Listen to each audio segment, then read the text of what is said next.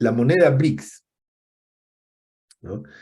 Perspectivas de impacto. Bueno, vamos a ver. Para poner las cosas en contexto, ¿no? O sea, eh, creo que esta opinión ya se las he dado anteriormente y a mí me parece que el mundo está yendo hacia una polarización, ¿no? El bloque liderado por Estados Unidos, que vendría a ser el bloque occidental, y el bloque liderado por China, ¿no? Que no le puedo llamar bloque oriental porque no todos sus aliados son de Oriente, pero por razones de autonomía vamos a llamarle bloque oriental, ¿no? O bloque A y bloque B, como ustedes quieran, ¿no? En el pasado, fíjense, en la época en que yo crecí, era el bloque capitalista contra el bloque comunista, ¿no? Y una de las primeras cosas que me enseñó mi mamá es sobre el comunismo, mi mamá, mi papá, que me explicaban, ¿no? Cómo era en Rusia, la vida, cómo era la vida en Rusia, cómo era la vida en Cuba, ¿no? Me explicaban y bueno, marcaron cierta imagen del recuerdo, ¿no? Porque me decían ahí, ellos exageraban un poquito, pero solo un poquito. Entonces me decía, ahí todas las personas se visten iguales, me decían, ¿no? O sea, todos tienen un jean y un polo blanco, ¿no? Todos se visten iguales y yo no podía creer eso, ¿no? Bueno, eso era el comunismo, ¿no? O sea, y para mucha gente en aquel momento era la forma más adecuada de vivir, la forma más adecuada de progresar, de desarrollarse, ¿no? Después, el mundo y la vida nos demostró que no era así y que eso no era sostenible. Hoy en día tenemos estos dos bloques, ¿no? Y hay algo que yo les tengo que decir de China. O sea, China es imprescindible para el comercio mundial. O sea, nos guste o no nos guste, que podemos ser críticos con China porque no es una democracia, de acuerdo. Que no es una economía de mercado, de acuerdo. Que no hay Estado de Derecho, de acuerdo. Que es una economía planificada, de acuerdo. Pero, ojo, que desde el punto de vista del análisis del engranaje económico mundial, China es necesaria. O sea, el mundo no podría seguir sin China. Es imprescindible China, ¿no? Entonces, nada más miren el teléfono, ¿no? Todos tienen, miren dónde está hecho el teléfono, ¿no? Entonces, si no existiera China, ¿no? Tendríamos una gran crisis con nuestro teléfono. ¿De dónde sacaríamos tantos teléfonos? Porque Estados Unidos y Taiwán no podrían fabricar tantos teléfonos. Entonces, bueno, entonces, y ese es un ejemplo, ¿no? La computadora, mira este computador donde estamos y muchas de las este mueble donde nosotros, donde está mi computador, o sea, todas esas cosas son de China, ¿no? Bien, o sea, no podemos negar de que China tiene un rol imprescindible. O sea, China, para decirlo en el lenguaje de la gestión de riesgo operativo, China es un proveedor crítico. Eso es China, un proveedor crítico. O sea, no puedes dejar de tener a China como proveedor, ¿no? Que no nos gusta el TikTok y que preferimos el Instagram, bueno, es otra cosa. Pero China es imprescindible, ¿ok? Bien, entonces, y China lo sabe, ¿no?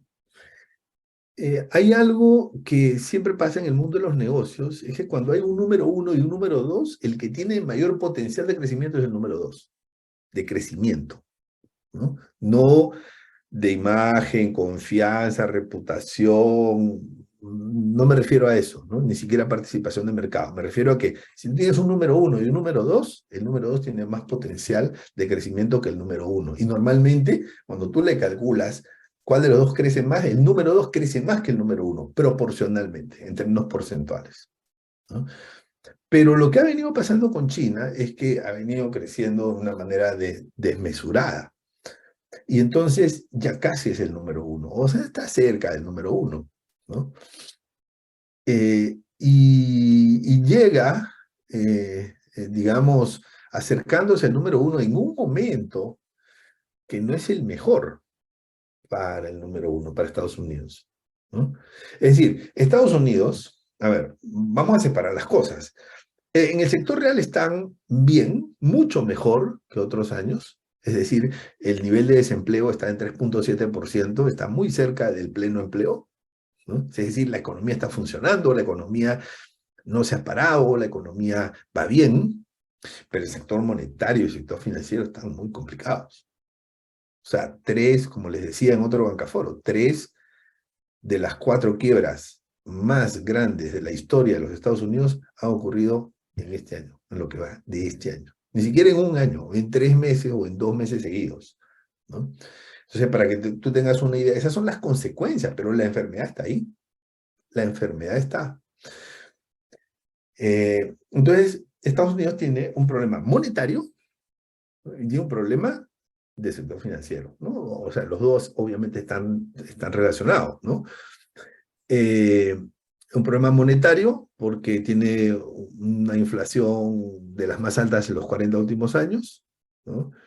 Eh, para lo cual tiene que aplicar el doloroso remedio de subir las tasas de interés, o sea, reducir la liquidez para que suban las tasas de interés, y tiene un sistema financiero que no está muy sano, ¿no? No está muy sano, por lo menos esa es mi opinión, ¿no?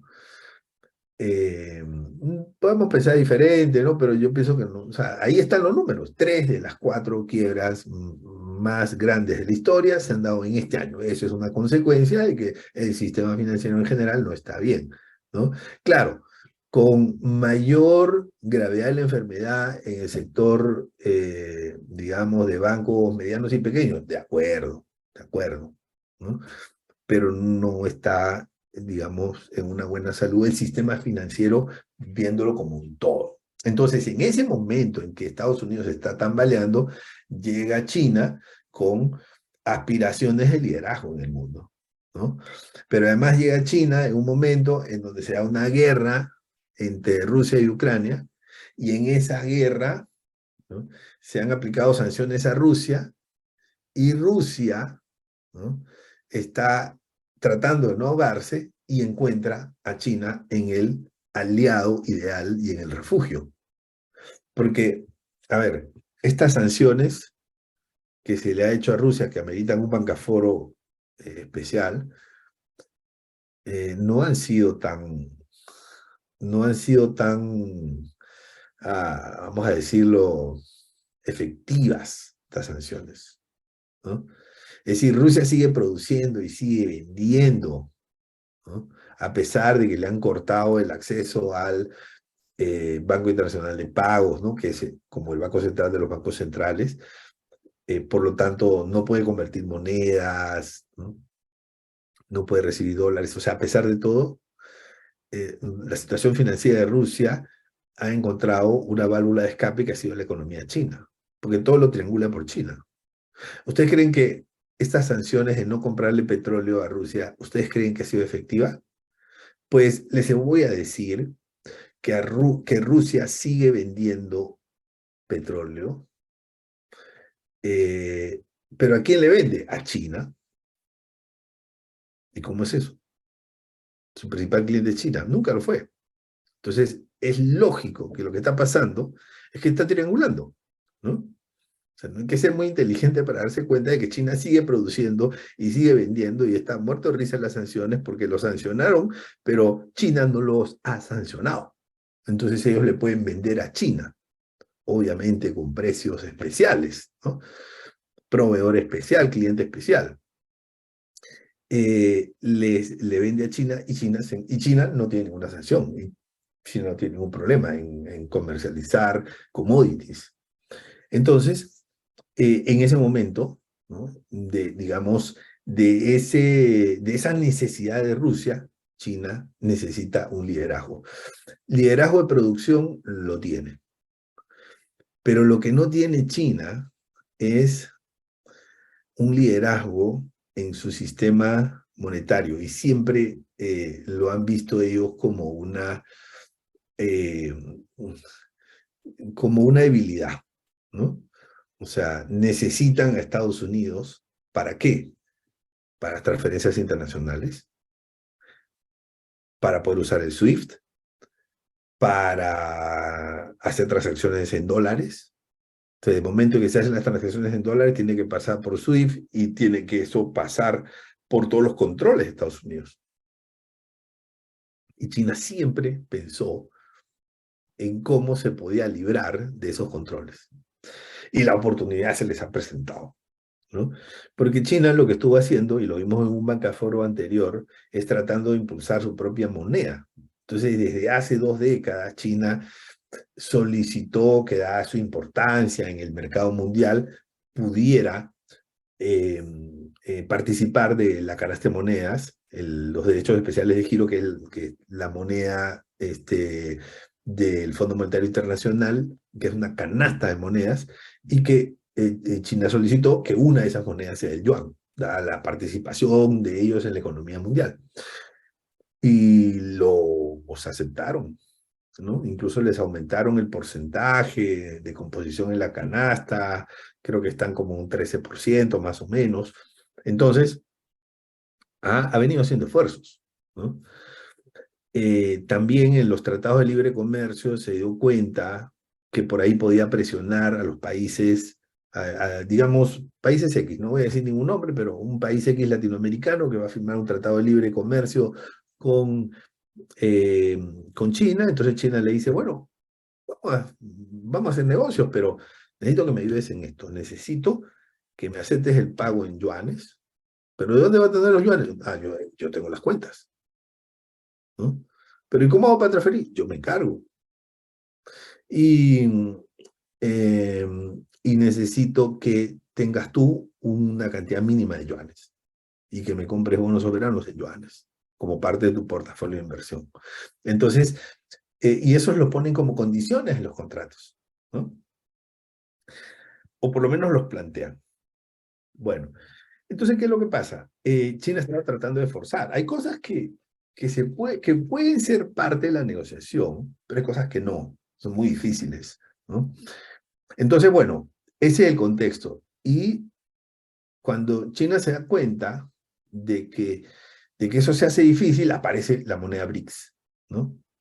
Y yo no sé cómo habrá sido esto dentro del BRICS, pero yo me imagino que China le dijo a Brasil, ¿no? O sea, entre los presidentes, ¿no? Le dijeron, Lula, lánzate esta propuesta. Y Lula, como no le tiene miedo a nada, ya, yo lanzo la propuesta, ¿no? Lula con sus propuestas locas. Entonces, y Lula lanza la propuesta, y no es tan loca. Por eso pienso que no ha venido de Lula, sino de China. Entonces, bueno, vamos a iniciar. El dólar, además, algo que no dije, pero que yo sé que ustedes saben, porque nos siguen en el Bancaforo, ¿no? O sea, el dólar viene eh, teniendo una desvalorización, y la emisión de moneda, digamos, no por la pandemia, sino incluso desde antes de la pandemia, pero de manera más acelerada durante la pandemia, la emisión monetaria significó que abunde, digamos, los dólares, que prácticamente se dupliquen en un par de 2 años, en un par de años, la cantidad de dólares que circulaban en el mundo. Y, y eso a la larga termina depreciando la moneda, ¿no? O sea, aunque no nos guste, termina depreciando la moneda. Obviamente no fue una depreciación tan dramática, porque el dólar sigue teniendo la hegemonía mundial. O sea, sigue siendo la moneda más importante, la moneda dura, la moneda que es el rey de las transacciones, ¿no? Sigue teniendo, digamos, esa soberanía. Pero de que se afectó un poco, sí se afectó un poco, ¿no? Bueno, entonces ya esto se venía sabiendo y se decía, bueno, en algún momento el dólar se va a debilitar, no se sabía cuándo, ¿no? Entonces China empieza a armarse, ¿no? Dice, esta es mi oportunidad. Eh, y les voy a hablar un poquito de los BRICS, ¿no? BRICS. En estos BRICS, nosotros lo que tenemos es, eh, a ver, por aquí tenemos, eh, los 5 integrantes, Brasil, Rusia, India, China, Sudáfrica, eso está en desorden, ¿no? O sea, simplemente se le pone así BRICS para que suene mejor, ¿no? No, porque si no tendría que comenzar, por importancia tendría que comenzar en China con C, entonces, pero miren el incremento per cápita, esto es del año 2008 a la actualidad, los últimos 15 años, ¿no? Los últimos 15 años, incremento real per cápita en los últimos 15 años. Entonces, Brasil 4%, Rusia 13%, India 85%, China 138%, Sudáfrica menos 5%. El PIB, que nos da una idea del tamaño, mira, China son 17.700 millones. Estados Unidos es como 23.000 millones.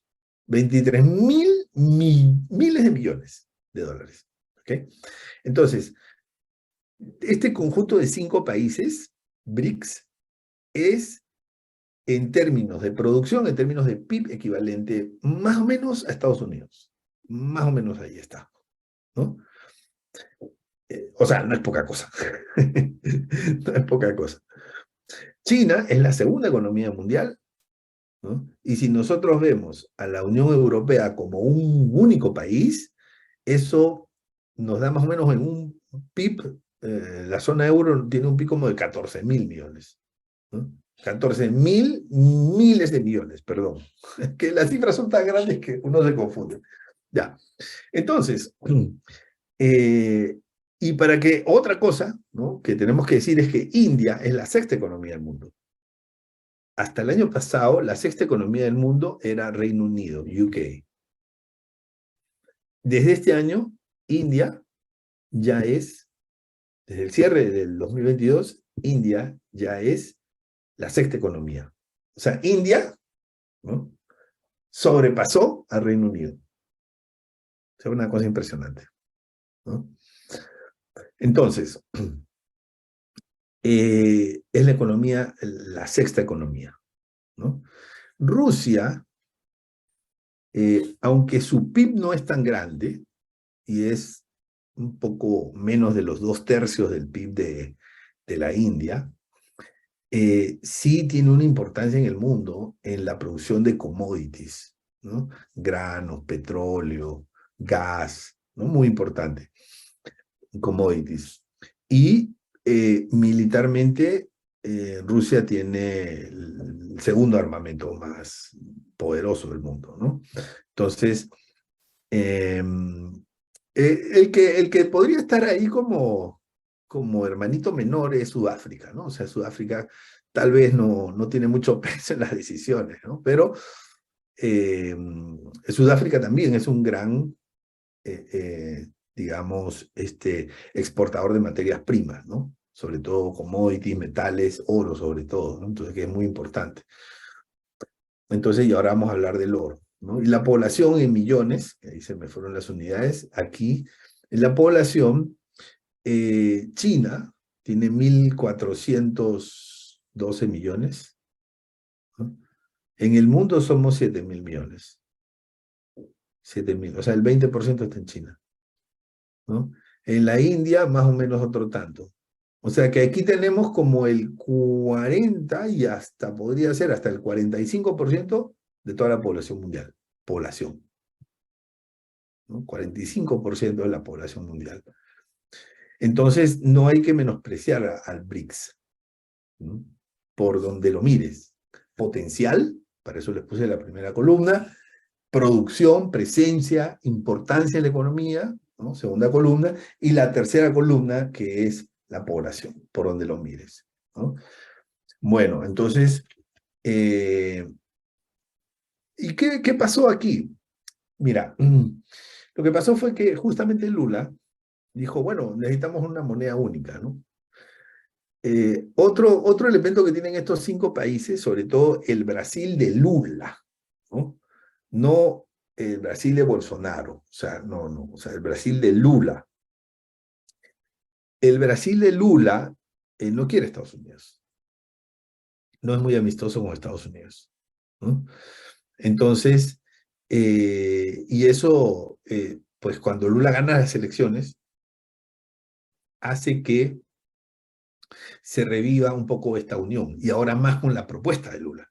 Vamos a tener una moneda para no depender de Estados Unidos. Perfecto. O sea, la idea suena bien, pero ¿qué tan posible es eso? Veamos, anteriormente nosotros habíamos conversado en el Bancaforo que una moneda, para que sea buena, o sea, tiene que tener tres características. La primera, que tiene que ser aceptada, ¿no? Entonces, eh, el dólar, donde tú vayas, te lo aceptan, ¿no? Donde tú vayas, te lo aceptan, ¿no? O sea, salvo alguna que otra excepción, pues, ¿no? O sea, razones legales, ¿no? Por ejemplo, ¿no? O sea, por ejemplo, eh, cuando yo estuve en Colombia, una vez quise pagar en dólares y me miraron, pues, como que dice, señor, ¿cómo se le ocurre, no? O sea, ¿por qué? Porque, digamos, hay muchas restricciones para el cambio de dólares para los colombianos, digamos, ¿no? Entonces, quise pagarle a un servicio de taxi en dólares y el señor me miró mal, me dijo, no, no le puedo recibir eso, ¿no? Como quien dice, o sea, ¿qué cosa me está dando, no? Entonces, pero esos son casos muy particulares, pero no es que a la gente no le guste el dólar, ¿no? Sino que son restricciones legales, básicamente, ¿no? Son incomodidades que tienen que pasar los clientes, pero donde tú vayas, o sea, de verdad, dólares, ¿no? O sea, donde voy a restaurantes, como normalmente cargo dólares por digamos, ser panameño. Entonces, a veces en los restaurantes colombianos pago con tarjeta de crédito, pero dejo unos dólares, ¿no? Y ustedes tienen que ver la cara de los saloneros, de los meseros cuando uno le deja dólares, aunque sea $5, o sea, realmente se alegra, ¿no? El tema es otro más bien, ¿no? Pero lo primero es la aceptación, ¿ok? La aceptación. Que la moneda donde uno vaya, dólares, sí, señor. Incluso en otros países, por ejemplo, nuestra empresa tiene cuentas en dólares en Costa Rica, tiene cuentas en dólares en República Dominicana, por ejemplo, ¿no? Ahora que estoy aquí en España, también estoy próximo a abrir una cuenta en dólares aquí, a pesar de que aquí la moneda es el euro, pero digamos el dólar es una moneda que es aceptada y por eso, o sea, normalmente los bancos tienen una opción, independientemente del país que sea, tienen una opción para cuentas en dólares, ¿no? Bien, porque tiene esa primera característica. La segunda característica es que tiene que ser una fuente de refugio, ¿no? Y el dólar normalmente lo es, ¿no? Entonces, el ejemplo que siempre pongo es, mira, cada vez que un presidente irresponsable en Latinoamérica habla una tontería y genera desconfianza, el dólar sube, ¿no? ¿Y eso por qué es? Porque es una fuente de refugio. O sea, ¿cómo que es una fuente de refugio? Pues la gente compra dólares, se refugia en los dólares, a mayor demanda de dólares, el precio sube, así de simple, ¿no? Es una fuente de refugio. ¿Okay? Eh, Panamá, les voy a dar un dato a los panameños. Panamá tiene, eh, digamos, depósitos internacionales, perdón, perdón, ya. Panamá tiene depósitos internacionales eh, y los tres países que más depósitos o que representan la mayor parte de los depósitos eh, internacionales son, número uno en el ranking, Perú. Número dos, Colombia. Número tres, Venezuela. Esos son los tres países que más depositan en dólares en Panamá. Y eso ha cambiado en los últimos 2 años. O sea, eso se ha incrementado considerablemente en los últimos 2 años. ¿Qué ha pasado en los últimos 2 años? Bueno, ya sabemos. Venezuela, pues la realidad es siempre, ¿no? Muchos años atrás, pero en Colombia y en Perú ganó la izquierda. ¿Y qué hizo la gente? Se refugió, compró dólares y se los llevó a Miami, se los llevó a Panamá, se los llevaron a Ecuador, dependiendo de dónde podían dejar, ¿no? Eso fue lo que pasó. ¿Ok? Ojo con ese dato, ¿ah? Los depósitos del sistema bancario panameño que vienen de afuera son depósitos mayormente de Perú. es el país número 1. Bien, entonces dólar es una fuente de refugio, por eso el dólar es una buena moneda, ¿no? La gente, ¿ustedes creen que se van a refugiar en yuanes? No, no piensan en el yuan para refugiarse. Y la tercera característica que tiene que tener una buena moneda es la confiabilidad, o sea, que haya confianza en la moneda, ¿no? Que esa es una característica que no tienen, por ejemplo, muchas criptomonedas, ¿no? Oye, te ofrezco esta criptomoneda, y entonces hay desconfianza. Oye, pero ¿y eso? Y después, ¿a quién le reclamo? ¿Y si me estafan? ¿Y cómo funciona? Pero la criptomoneda nunca la voy a ver, nunca la voy a tocar, nunca la voy a sentir, o sea, entonces se genera la desconfianza, ¿no? Una moneda tiene que generar confianza. Si no genera confianza, entonces, pues desafortunadamente no va a funcionar. Eh, ok, entonces, en esas tres características, entonces China, cuando trató de impulsar el yuan, dijo, bueno, vamos a trabajar esta, ¿no? Y China trabajó la primera, la de la aceptación. Cuando trató de forzar un poquito a los países, ¿no? Mira, vamos aquí a, firmar este contrato, vamos a desarrollar este proyecto de infraestructura, nosotros tenemos mucha experiencia en infraestructura, lo vamos a hacer con, digamos, precios especiales, pero mira, necesitamos que aceptes los pagos en yuanes. Y estos yuanes, pero ¿y yo qué me hago con yuanes? Ah, no, pues tenemos aquí, te abrimos una cuenta, ¿no?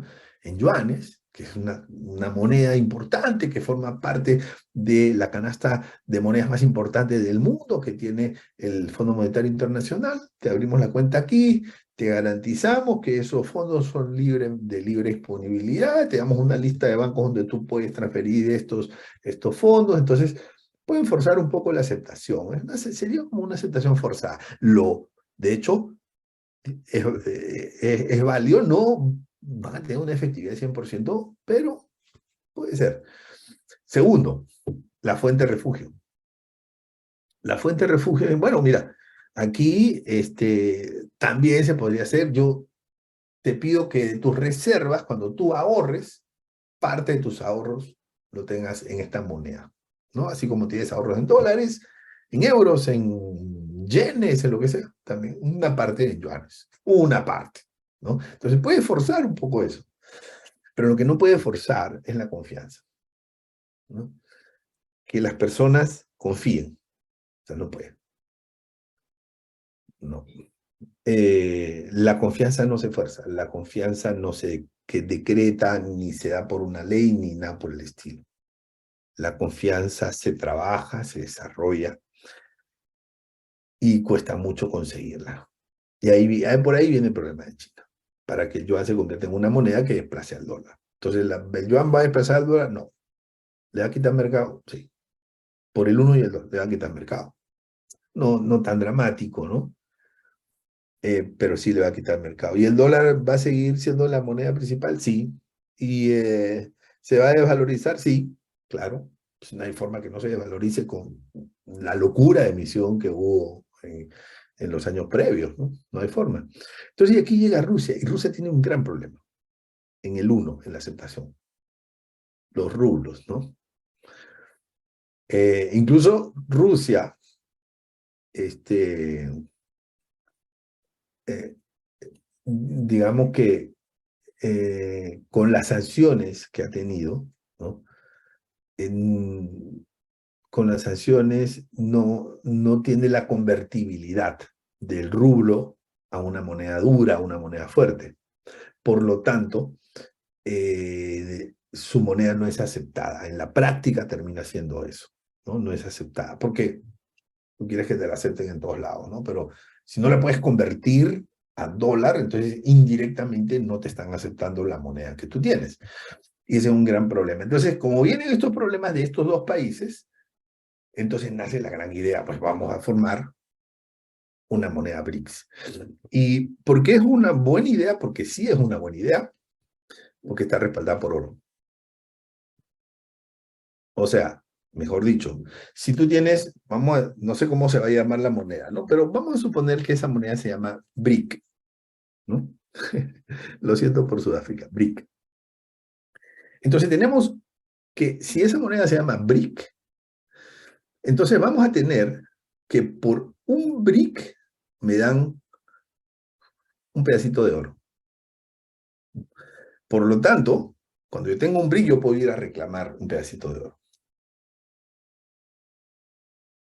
Entonces va a haber un respaldo del oro y se va a emitir solamente la moneda en la medida que se tenga oro. Entonces estos 5 países, que bueno, ya sabemos que va a ser Rusia y China, ¿no? En Brasil va a estar, Lula va a estar para la foto, nada más, ¿no? India también puede aportar, pero los dos fuertes ahí que van a aportar eh, son Rusia y China, ¿no? Entonces van a aportar y va a haber una cantidad de oro de reservas y entonces si esa cantidad de oro, digamos, es 1.000 millones de dólares y un BRIC es $1, por decir algo, entonces salen emitidos 1.000 millones de BRICS. Ya está, ¿no? Uno a uno. Ya se acabó. Entonces, eh, ¿y qué pasa si baja el precio del dólar? Tenemos que quemar BRICS, ¿no? Si baja el precio. O sea, pero va a haber una convertibilidad asegurada, incluso con algunas coberturas. ¿Y qué pasa? Genera confianza. Eso genera confianza. Entonces, automáticamente consiguen lo que el yuan por sí solo no podía conseguir, que era la confiabilidad. Y se convierte en la solución perfecta para Brasil, o perdón, para China y para Rusia. China, que quiere el liderazgo del sistema financiero, que es la estrellita que le falta, y Rusia, que está taponeada con todas las sanciones y que necesita una válvula de salida y que esto le queda perfecto, ¿no? Es una nueva moneda. Pero una nueva moneda abre espacios para un nuevo sistema financiero y esto generaría un sistema financiero paralelo. No digo mejor, no digo peor, paralelo. Y eso es importantísimo porque actualmente el sistema financiero mundial, internacional, está bajo el control y la supervisión de los Estados Unidos. Porque de acuerdo digamos, a la estructura de la plataforma, todo tiene que pasar por la herramienta SWIFT y todo tiene que pasar por bancos corresponsales que están en Estados Unidos y al final Estados Unidos está monitoreando por dónde se mueven los capitales y qué cosa es lo que entra y qué cosa es lo que sale. Pero con un sistema paralelo, Estados Unidos ya no tiene acceso, ¿no? Eh, y no hay mucho que pueda hacer frente a esto. No hay mucho, ¿no? Entonces, ¿qué pasa? Como Rusia no tiene tanto oro, entonces Rusia dice, y yo podría aportar commodities. Por ejemplo, yo no tengo mucho oro, pero yo tengo gas natural o yo tengo petróleo. No puedo aportar eso. Y entonces, aparentemente, los chinos que quieren estar en buena relación con Rusia y que quieren potenciar esto, le han dicho, bueno, sí, puede ser. O sea, lo vamos a ver en la siguiente reunión, pero sí puede ser, ¿no? No solamente oro. Obviamente, como la volatilidad que tiene el petróleo y el grado de confianza que uno puede tener en el petróleo o en el gas natural no es el mismo que en el oro, se va a perder un poquito ahí de este elemento necesario para una buena moneda, que es la confianza. No va a ser lo mismo, ¿no? Pero igual va a haber un respaldo, ¿no? Y además, entiendo yo que el respaldo mayoritario sería en oro, así que eh, sería básicamente como alternativas, ¿no? Y además normalmente son alternativas que si lo hacen bien, entrarían castigadas. O sea, por ejemplo, no 1:1 oro BRIC, sino de repente 1.5 petróleo por 1 BRIC, ¿no? Más o menos, ¿no? O sea, porque obviamente su volatilidad es diferente, ¿ok? Entonces, con esto ya tienen la moneda BRICS, tendría las 3 características de una buena moneda. Y entonces desplazaría al dólar. No, no creo. No creo que desplace al dólar. no creo que desplace al dólar, pero sí en el corto plazo le va a hacer algunos, digamos, le va a generar algunos daños leves y en el mediano largo plazo, pues obviamente sí le va a quitar una buena participación de mercado, ¿no? O sea, si el dólar tiene casi 65% de participación de mercado en la transaccionalidad mundial, parte de eso se va a ir, digamos, un 10, 20% y ya no va a ser 65, sino va a ser 45 tal vez, o 40 tal vez, ¿no? O sea, le podría quitar. Eso, esa es una realidad, pero tienen que pasar 20 años, ¿no? Para que eso ocurra, que pasan rápido, ¿no? Si nada más miren el Bancaforo ya tiene 11 años, ¿no? Todo esto pasa muy rápido, señores. Bueno, entonces, miren el precio del oro, ¿no? O sea, ¿por qué el oro genera confianza? Porque cuando tú compras petróleo, tú no sabes. O sea, a ver, yo te digo, mira, te vendo unos 5 barriles de petróleo. ¿Cómo barriles? Bueno, son virtuales, ¿no? Son unos papelitos, o sea, te doy unos papelitos que dice que tienes 5 barriles de petróleo, ¿no? Y si lo vendes dentro de 5 años, eso puede valer mucho dinero, yo te digo a ti. Y tú dices, ay, si baja. No, pues si una vez el barril de petróleo entró en precio negativo. ¿Se acuerdan en la pandemia? ¿No? ¿Se acuerdan en abril del 2020? El barril de petróleo estuvo en precio negativo. ¿Por qué? Porque se habían acumulado tantos inventarios, ¿no? que ellos estaban pagando para que se los lleven, ¿no? O sea, esa es la explicación, digamos, práctica. Entonces, entonces tal vez tú me dirás, no, yo no sé si yo no sé si te compraría eso, ¿no? Pero si te digo, mira, te vendo 5 lingotes de oro, te los llevo a tu casa, aquí están los 5 lingotes de oro. Entonces te dices, ah, bueno, sí, sí puede ser, porque yo sé que dentro de 5 años, o dentro de 10 años, o dentro de 20 años, esos 5 lingotes puede ser una herencia para mis hijos y puede ser una buena herencia, ¿no? Entonces, eh, si bien es cierto, también el oro tiene altibajos, no tiene esas volatilidades locas que tienen otros commodities, ¿no? O sea, en el largo plazo, el oro sí es, digamos, sí es un activo que se aprecia. Y el oro sí cumple esas 3 características de una buena moneda. Aceptación.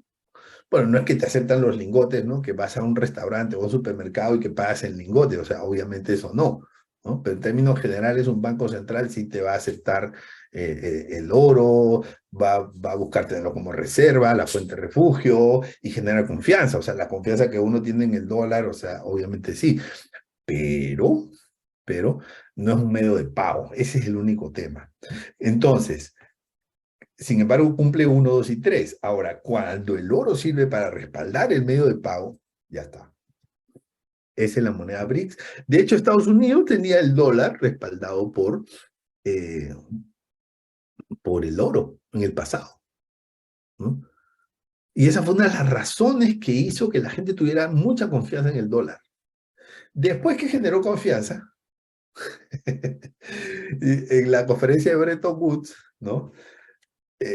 Digamos que dijeron, no, ya esta moneda es una moneda dura, es una moneda fuerte, ya no necesita este respaldo, ¿no? Solamente vamos a ser, ¿no?, responsables, ¿no? Cosa que no fueron. Juraron responsabilidad en la administración de la moneda, no lo hicieron, pero bueno, más o menos esa es la historia, ¿no? Entonces, me recuerda cuando no, yo llegué a Panamá en el año 2007, ¿no? Entonces llegué en el 2007, entonces fui a un banco, ¿no? El señor quisiera una tarjeta de crédito, ¿no? Y me dijeron, a ver, ¿usted dónde trabaja? Ah, sí, yo trabajo aquí en Equilibrio, ¿no? O sea, tenía un mes de trabajar, ¿no? Sí, trabajo en Equilibrio. Ah, no, mire, es que necesitamos que tenga 2 años de permanencia en el trabajo. No, mire, tengo mi carnet migratorio, tengo mis papeles en regla, ¿no? Yo soy un ciudadano responsable, le puedo traer mi, mi récord crediticio, ¿no? De Perú. Y me dijeron, no, no, no nos sirve, tenemos políticas, ¿no? O sea, cuando una persona de un banco te dice, la política del banco es que, eso es como decir, cállate, ya no digas nada, o sea, ya no vas a poder negociar nada. Entonces, me ofrecieron una alternativa. Dijeron, señor, nosotros le podemos dar una tarjeta de crédito con un depósito pignorado. ¿Así? Se la damos mañana, me dijeron.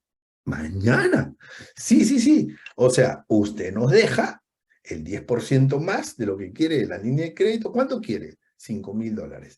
Ah, bueno, usted nos deja 5.500 en respaldo y le damos su tarjetita, ¿no? 5.000, a él se alcanza para una tarjeta oro, me dice, ¿no? Y bueno, puse los 5.500 de garantía, hasta ahora están de garantía, en serio.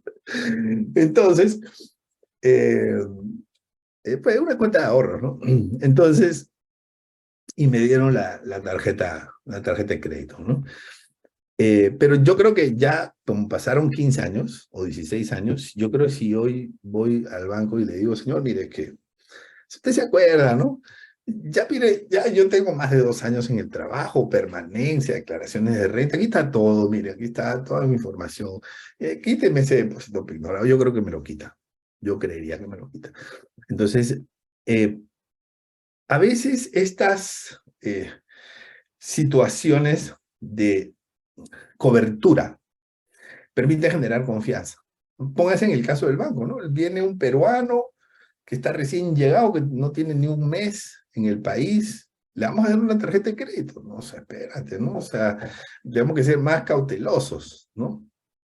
Entonces, pero una vez que ya lo conocemos, una persona que paga puntual, así que hace un uso responsable de su producto financiero, bueno, después de X años, cuando ya hay confianza, se puede quitar esa cobertura. Entonces, más o menos algo así es lo que yo visualizo para el BRICS, ¿no? La moneda BRICS es una moneda que al principio, pues, va a tener estas tres características, ¿no? Y si se da, ¿no? Porque a veces cuando hay que ver cómo funciona esa multilateralidad entre los 5 países miembros, pero si se entienden bien, puede sacar una moneda que en el corto plazo ya empiece a generarle daño al dólar. No es un daño dramático, ¿no? Pero sí le va a quitar algunos puntos porcentuales. En el mediano largo plazo ya la cosa es diferente. Ya lo que eso puede hacer es generar un sistema paralelo, un sistema financiero internacional paralelo. Y ese tema sí es un tema que tiene muchas aristas, muchas connotaciones. Primero, el tema del lavado de activos, ¿no? Porque hoy en día los controles, ¿no? Gafi, Lista, OFAC, los controles actuales están diseñados bajo la plataforma actual, ¿no? Cuando esa plataforma se convierte en una plataforma secundaria o tiene una paralela, se pierden los controles y eso puede tener muchas consecuencias, ¿no? Bueno, entonces, mis conclusiones son esas, ¿no? El precio del oro va a subir, o sea, porque obviamente por oferta y demanda, perdón por digamos, el, el, la influencia que tengo de economista, ¿no? De querer ver todo con enfoque de oferta y demanda.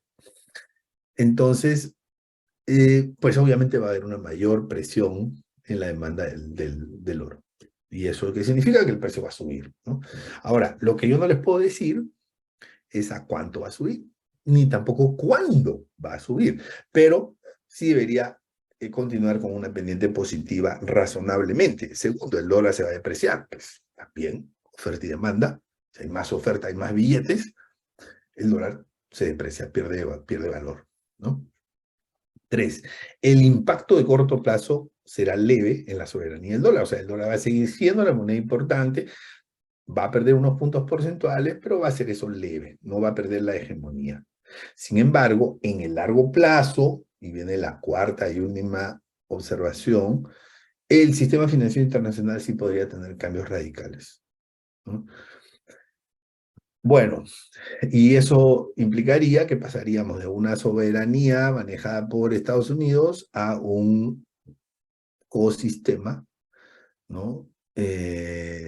Donde hay dos sistemas financieros que ojalá conversen, pero en donde, digamos, el control de parte de Estados Unidos ya no sería completo para todas las transacciones internacionales. Esa es una realidad. Bien, señores, de esta manera terminamos nuestro Bancaforo número 240.